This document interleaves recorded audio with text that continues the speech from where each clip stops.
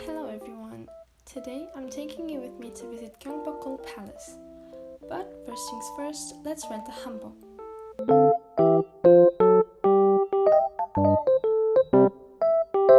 Now we can go. The entrance fee is about 3,000 won for adults and 1,500 won for children, but because I was wearing their traditional clothing, I could get in for free.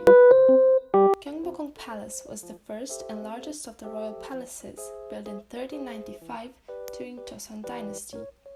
It was located at the heart of the newly appointed capital of Seoul, then known as Hanyang, and represented the sovereignty of the Joseon Dynasty. The palace is a complex of buildings, a throne hall, the king's quarters and more, a sort of city inside a city, accented by gardens and pavilions. Unfortunately, most of the buildings are not open to the public. 큰 정전 is the main hall of the palace. This place was used by kings to conduct state affairs, hold national ceremonies, and receive foreign envoys. Officials also assembled in this hall to wish the kings a Happy New Year. In Korean, Gyeongbokgung translates to palace greatly blessed by heaven, but its history seems to paint it as anything but blessed. The palace was the center of power during the Joseon Dynasty until the Japanese invasion of 1592 to 1598. During this time, the palace was destroyed by fire and left in ashes. The ruins of Gyeongbokgung were abandoned for the next 270 years.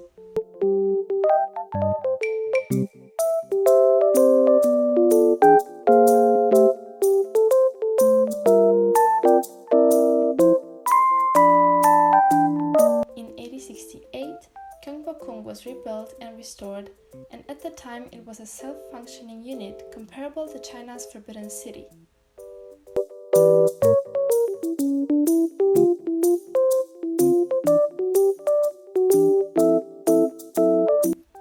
Unfortunately, during the Japanese occupation between 1910 and 1945, Gyeongbokgung Palace was mostly dismantled and destroyed, and all but 10 buildings were demolished.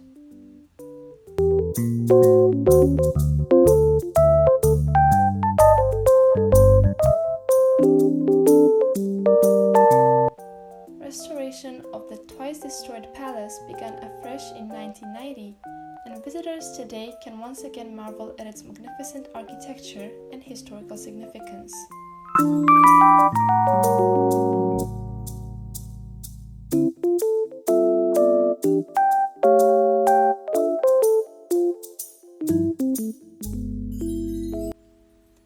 Located on a peaceful pond, Gyeonghaeru Pavilion treats visitors with some of the most beautiful views at Gyeongbokgung Palace.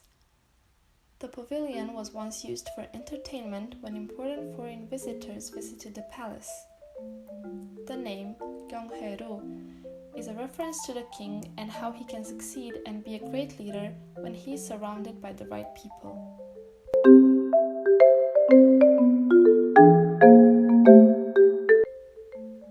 A visit to the palace is a stylistic time-traveling journey back to 14th century Korea and its architecture.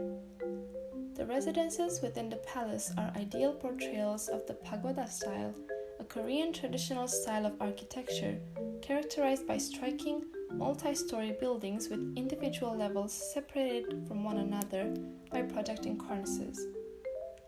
The buildings are adorned with curved roofs, many of which are colorfully and richly detailed. Traditionally, the pagodas served to house the remains of particularly enlightened Buddhist monks. That was it for today. Hope you enjoyed it, and thank you for watching.